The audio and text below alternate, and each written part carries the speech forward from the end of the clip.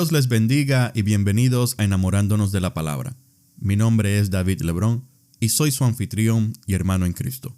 En este episodio continuamos con nuestro estudio titulado El Cantar de Salomón, el cual es un estudio del libro El Cantar de los Cantares. Ya hemos estudiado 6 capítulos y hoy estudiaremos el penúltimo capítulo del libro, el capítulo 7. Leamos el texto, oramos y comenzamos nuestro estudio. La palabra de Dios se lee en el nombre del Padre, del Hijo y del Espíritu Santo. Amén. Cantar de los Cantares, capítulo 7. Cuán hermosos son tus pies en las sandalias, oh hija de príncipe. Los contornos de tus muslos son como joyas, obra de mano de excelente maestro. Tu ombligo como una taza redonda que no le falta bebida. Tu vientre como un montón de trigo cercado de lirios. Tus 2 pechos como gemelos de gacela. Tu cuello como torre de marfil, tus ojos como los estanques de Hesbón junto a la puerta de Bat Rabim, tu nariz como la torre del Líbano que mira hacia Damasco, tu cabeza encima de ti como el Carmelo, y el cabello de tu cabeza como la púrpura del rey suspendida en los corredores.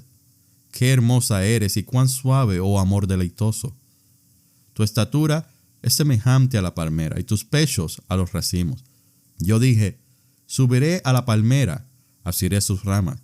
Deja que tus pechos sean como racimos de vid, y el olor de tu boca como de manzanas, y tu paladar como el buen vino que se entra a mi amado suavemente, y hace hablar los labios de los viejos. Yo soy de mi amado, y conmigo tiene su contentamiento. Ven, oh amado mío, salgamos al campo, moremos en las aldeas. Levantémonos de mañana a las viñas.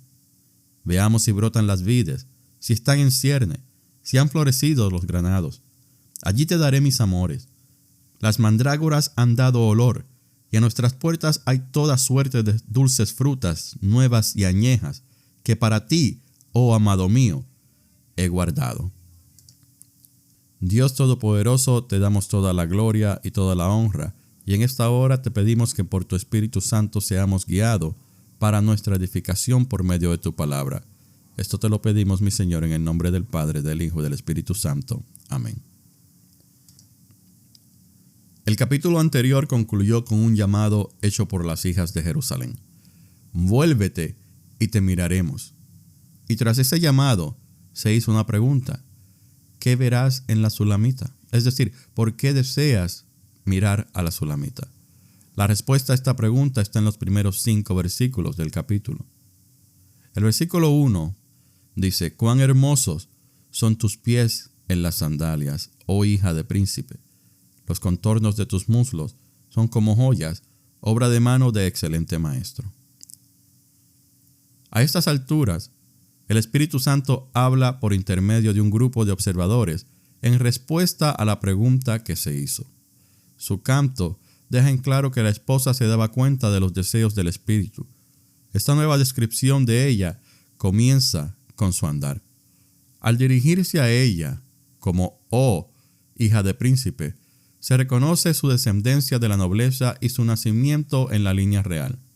La referencia a sandalias se refiere a que sus pies están calzados con el evangelio de paz, tal y como dice en Efesios 6:15, y por lo tanto muestra su disposición para el trabajo del Señor. La obra de evangelización que se le había encomendado era para ella como joyas muy preciosas. Sus muslos simbolizan fuerza y hablaban de la fuerza con que testificaba de Cristo.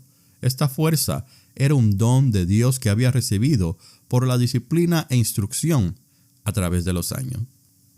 Versículo 2 dice: tu ombligo como una taza redonda que no le falta bebida, tu vientre como un montón de trigo cercado de lirios. La bebida señala a la sangre del Señor Jesús, y el montón de trigo señala su cuerpo. Ella es una persona que conoce la satisfacción interior que se deriva de que ella ha aprendido a participar de su vida en medida abundante. El montón de trigo cercado de lirios nos dice que ella ha recibido la bebida y el trigo de la vida con una fe pura. El versículo 3 dice: tus pechos como gemelos de gacela. Este pasaje no menciona que las gacelas apacentaban entre lirios como antes. Sin embargo, tampoco enseña que ella crecía en la gracia, sino más bien que ella ahora poseía una vida tan madura que podía apacentar a otros. La fe y el amor son los gemelos, y por la fuerza y plenitud de estos, ella podía tener un ministerio de alimentar a otros. El versículo 4 nos dice: tu cuello como torre de marfil, tus ojos como los estanques de Hesbón junto a la puerta de Bat-Rabim, tu nariz como la torre del Líbano que mira hacia Damasco. El cuello de marfil es una figura distinta a la del capítulo 4, versículo 4, donde el cuello era como la torre de David, la cual era una armería. La descripción actual nos dice que su cuello tiene unas características nuevas, porque se ha sometido al trato de Dios. El marfil indica un proceso de sufrimiento, y estos sufrimientos sucedieron cuando ella afrontó a sucesos que afectaban a su Señor. La torre de marfil implicaba que ella estaba preparada para cualquier costo con tal de que el propósito de Dios se realizara en su vida. Sus ojos ya no son como de paloma, sino como las aguas de un estanque. Esto difiere del agua de un pozo que carece de luz, porque se encuentra en la profunda oscuridad del pozo. Un estanque está abierto a la luz del cielo, sugiriendo que esta doncella tenía un corazón ante Dios notable por su sinceridad y pureza. Su corazón no solo estaba libre de nubes, sino que era apacible y reflejaba perfectamente la voluntad de Dios. Hesbón significa inteligente o comprensiva, y Bat-Rabim se define como hija de una gran compañía. La nariz se ha mencionado antes porque el sentido del olfato tiene mayor importancia cuando las cosas están maduras. En lo espiritual, los que han desarrollado un sentido de olfato son sumamente escasos. Este sentido se deriva de un discernimiento interior. Esta percepción trasciende lo visto y oído, y es una habilidad de distinguir y discriminar entre la fragancia y el olor maligno. Es un discernimiento espiritual que reconoce lo que es de Dios, no por el razonamiento natural, sino por una perfección interna que es espontánea y precisa, y por eso conoce de inmediato si una cosa es de origen celestial o no. Este es el significado de la nariz, y es como la torre del Líbano que mira hacia Damasco, significando que es un sentido alto y bien dirigido, teniendo un poder especial para distinguir lo que tiene que ver con la fragancia y el propósito de Dios. El versículo 5 nos dice: tu cabeza encima de ti, como el Carmelo, y el cabello de tu cabeza como la púrpura del rey, suspendida en los corredores. El Carmelo fue el sitio donde Elías actuó para Dios en la presencia de Dios. Fue allí que batalló con todo lo de Baal y demostró la victoria del Señor sobre todo lo falso y lo maligno. Fue la tierra donde se elevaron sus poderosas oraciones, que fueron contestadas con fuego del cielo. La esposa tenía una cabeza como el monte Carmelo, porque toda su mente y corazón expresaban el conocimiento superior y el poder y la habilidad de las cosas celestiales, tal como lo tuvo Elías, para dirigir a los descarriados nuevamente a Dios. Pero aquí encontramos un nuevo aspecto de la dedicación, y es que puede cautivar al rey con sus corredores. El significado es que creyentes tales como la esposa cautivan o se sujetan al Señor por este mismo instrumento, el de la sumisión, para que sus peticiones siempre tengan la respuesta. Ese versículo no significa que el rey fue cautivado por un poder carnal de su novia para realizar sus deseos. Más bien, significa que ella le tenía tanto afecto espiritual que colmaba plenamente sus deseos. Cuando su devota dedicación y su capacidad para la obediencia habían alcanzado la madurez, y cuando su mente había sido totalmente rellena del pensamiento y comprensión de la gloria de su novio, su pelo se tornó púrpura. La púrpura representa la autoridad del trono. El versículo 6 continúa diciéndonos: qué hermosa eres y cuán suave, oh amor deleitoso. En los versículos anteriores era el Espíritu Santo hablando por un coro de hijas de Jerusalén. Lo que el Espíritu Santo había expresado eran los pensamientos del Señor. el Señor comienza a cantar y Él mismo declara estar de acuerdo con el Espíritu Santo en cuanto a los encantos espirituales con los cuales estaba colmada la vida de esta doncella. Tu estatura es semejante a la palmera y tus pechos a los racimos, nos dice el versículo 7. En la primera parte de la experiencia espiritual de la doncella, no había habido ni progreso ni madurez, y por consiguiente podríamos decir que carecía de estatura espiritual. Pero ahora estaba a la mano el periodo de madurez, y así el Señor podía hablar de su estatura. La palmera a la cual Él la compara es alta y derecha. En las Escrituras, la palmera representa al Señor. El hecho de que su novia era ahora como una palmera significa que ella había alcanzado la medida de la estatura de la plenitud de Cristo, tal como se nos dice en Efesios 4:13, que dice: hasta que todos lleguemos a la unidad de la fe y del conocimiento del Hijo de Dios, a un varón perfecto, a la medida de la estatura de la plenitud de Cristo.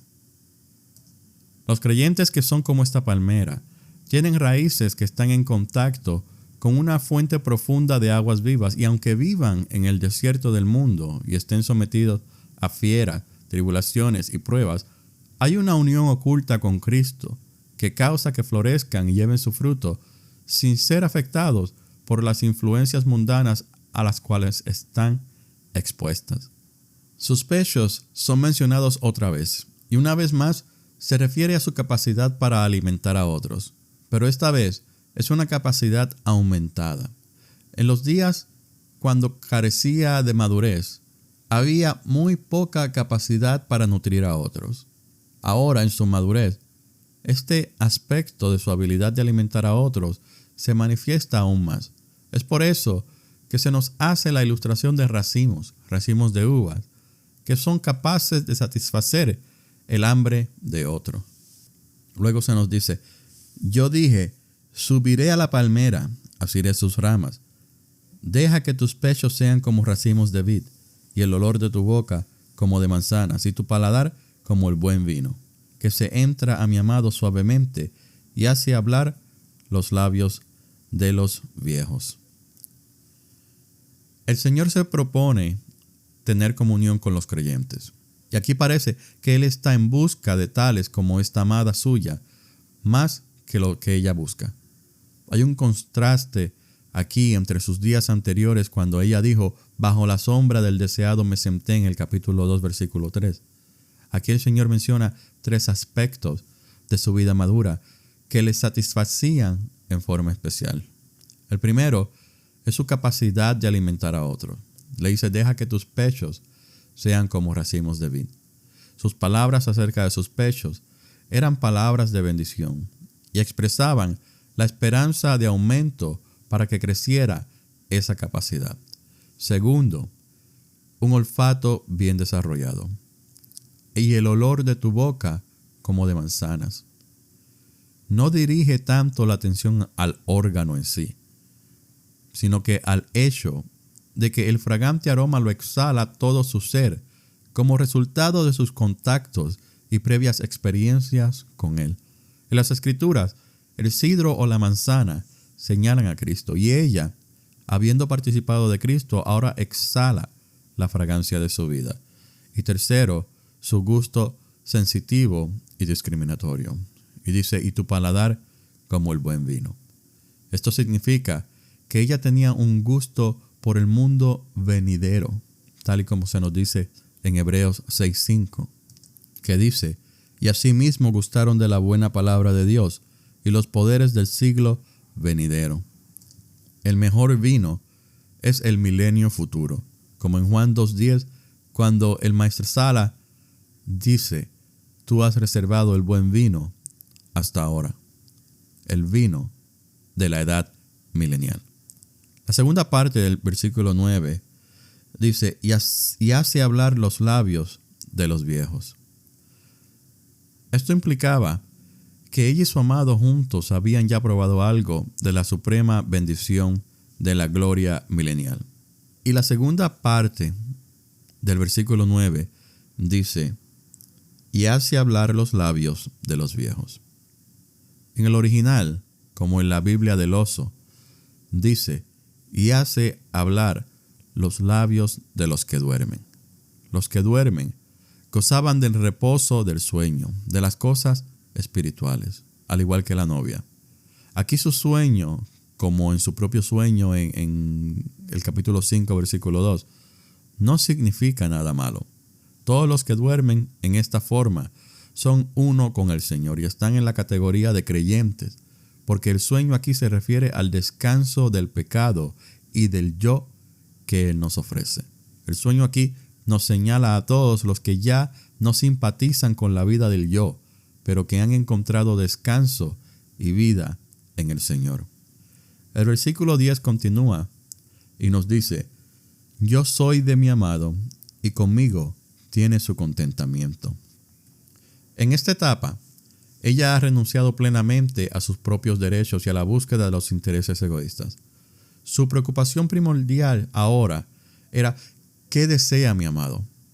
En cuanto a su propio corazón, se lo había entregado sin reservas, y este afecto espiritual por el Señor constituía el contentamiento de todo su corazón. En las primeras etapas de su vida con Él, su pensamiento primordial era mi amado es mío, y su segundo pensamiento era yo soy suya. Había un sentido de posesión para su placer personal, y aunque más tarde esto cambió, nunca había estado libre del pensamiento de que ella podía sujetarse de él como una posición personal suya. Pero ahora, a causa de un profundo cambio, la expresión primaria es yo soy de mi amado. En la búsqueda del progreso espiritual, a menudo existe en el creyente un anhelo de ganancia personal. El tema que tocamos no es el del placer personal de la esposa, sino más bien el del deseo del amado mismo. Ella se da cuenta de que ella ahora vive solo para su placer y para ser deseada por él, y no para imponerse a él. El vivir para ser deseable al Señor es el propósito más alto de la vida de un creyente. El poder decir conmigo tiene su contentamiento es a la vez la más encantadora y la más satisfactoria de todas las experiencias espirituales. Estando llena de la plenitud de su espíritu, ella ahora estaba lista para iniciar una labor a su favor, al favor del Señor. Exteriormente, parecía que el movimiento primitivo era de ella, pero en realidad, el Espíritu del Señor, morando en ella, movía y motivaba su actividad. La unión con Cristo era tan completa que sus obras ahora tenían la inspiración y seguridad del carácter divino. El versículo 11 dice, ven, oh amado mío, salgamos al campo, moremos en las aldeas. De ahora en adelante se puede discernir una unión en su trabajo para Dios. Ya no se interesa en mis reuniones, mi trabajo, mi iglesia, mi comunidad, sino en el vasto campo total de los intereses del Señor en el mundo. Luego nos habla de aldeas y notamos que la palabra está en plural. Como su Señor, ella tiene ahora la naturaleza de un peregrino en el mundo. Ella no va en busca de un hogar permanente, sino que se da cuenta de que comienza su vida peregrina con Él. En su viaje en compañía del Señor, ella le sigue en la búsqueda de las ovejas perdidas y heridas. Y así vemos que al llegar a ser colaborador del Señor, uno no solo tiene que tener una visión mundial de sus intereses, sino que tiene que preservar constantemente la realidad y carácter de un peregrino. Cuando ella dice, levantémonos de mañana a las viñas, ella muestra que su preocupación se extiende ahora a muchas obras del Señor. Al principio del servicio para el Señor, los creyentes tienen que aprender a no ceder a la tentación de trabajar en muchas viñas, sino de cultivar su propia viña. Ahora ella ha llegado a la madurez espiritual mediante el cuidado y desarrollo del terreno de su propia vida. Al ser liberado de todo motivo egoísta para hacer la obra del Señor, ella ahora está capacitada para cuidar muchas viñas. Toda la obra del Señor es su preocupación y no meramente la tarea específica que se le ha encomendado. ella ha llegado a un sentido de responsabilidad cooperativa con todos los siervos del Señor por su obra en muchas viñas. Esto solo puede decirse de uno que ha aprendido a cuidar y cultivar su propia viña. En la obra del Señor, los ejercicios espirituales temprano por la mañana son de suma importancia.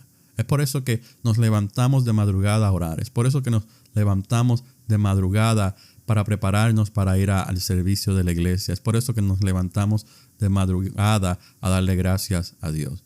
La pereza no es una característica de la vida espiritual. Y solo el hombre verdaderamente espiritual puede ser diligente e industrioso delante del Señor. La diferencia entre la industria espiritual y la pereza espiritual se encuentra en el uso del tiempo. Debemos redimir el tiempo porque los días son malos. Tal es el mandato del apóstol en Efesios 5:16. Entonces la doncella va ahora con su amado a las viñas para ver si brotan las vides, si están en cierne, si han florecido los granados. Ahora que ha sido liberada de la introspección, su mente demuestra interés y preocupación por toda la obra del Señor y el crecimiento de la vida en cada creyente a medida que ella avanza con su Señor. La consideración principal en la mente de aquellos representados por la esposa no es quiénes serán los líderes o acaso si los creyentes pertenecen al grupo propio, sino cómo traer a Cristo a su pueblo. Este tipo de trabajo en comunión viene solo después de una unión completa con el Señor. Allí, la palabra allí, indica todas las áreas de interés del Señor en los campos. Anteriormente, el trabajo había sido una distracción de su amor. El servicio se le hacía pesado, como a Marta, y le alejaba de la comunión de amor que disfrutaba María a sus pies. Pero ahora, ella había llegado a un lugar de completa devoción. Podía unir al Señor y su obra, podía juntar al Señor y su pueblo, y traer diferentes hermanos a una relación armoniosa con el Señor. Mediante este sublime servicio, ella ahora podía entregarle su amor. En estas obras, ella no sentía culpabilidad que la hiciera temer que en alguna forma o lugar ella se había apartado de él y perdido su comunión. Y luego dice el último versículo: las mandrágoras han dado olor, y a nuestras puertas hay toda suerte de dulces frutas, nuevas y añejas, que para ti, oh amado mío, he guardado. La mandrágora es una planta de amor y significa la unión más íntima entre esposo y esposa. En el estado que había alcanzado a la esposa en esta etapa de su vida espiritual, no podía menos que decir que esta unión con su amado exhalaba toda clase de fragancia. Ella había llegado a la culminación de su unión amorosa con él. Las puertas indican lo que está cerca, a la mano. Aunque sus intereses abarcaban muchas aldeas y viñas, esto no implica que ella misma tenía que ir lejos para coger su fruto. Cualquiera que fuera su vocación designada por el Señor, allí había fruto que cosechar. Su atención entonces se fija en una variedad de frutas. Antes de ser liberada de su egoísmo, ella no podía percibir ningún fruto de un creyente a menos que llevara su propia marca particular. Ella ahora ve que los frutos agradables son de muchas variedades y no de una sola especie. También encontramos que hay frutos nuevos y añejos. Ella había desarrollado un espíritu de discernimiento para distinguir entre lo nuevo y lo añejo. Distintos creyentes producían diferentes clases de fruto. Y esta es una verdad que ahora ella comprende. El fruto del Espíritu es múltiple: amor, gozo, paz, paciencia, benignidad, bondad, fe, mansedumbre, templanza, según se nos dice en Gálatas 5, 22, 23. Y la cosecha total de tales frutos es para la honra y gloria del Señor. Nosotros debemos recordar que el fruto del servicio, como el del carácter, no es para vanagloria propia. Nosotros somos colaboradores del Señor, pero la gloria de la cosecha es del Señor.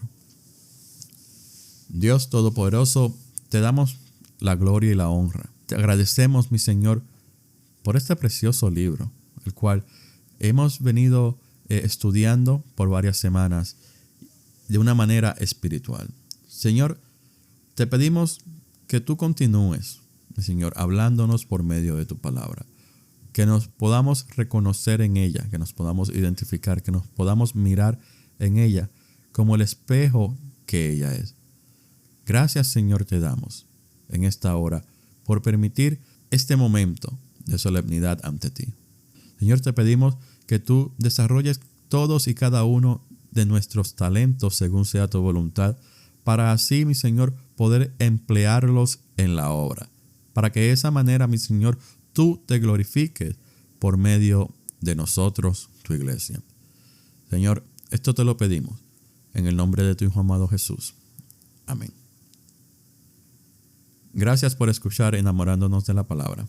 Que Dios los bendiga grandemente.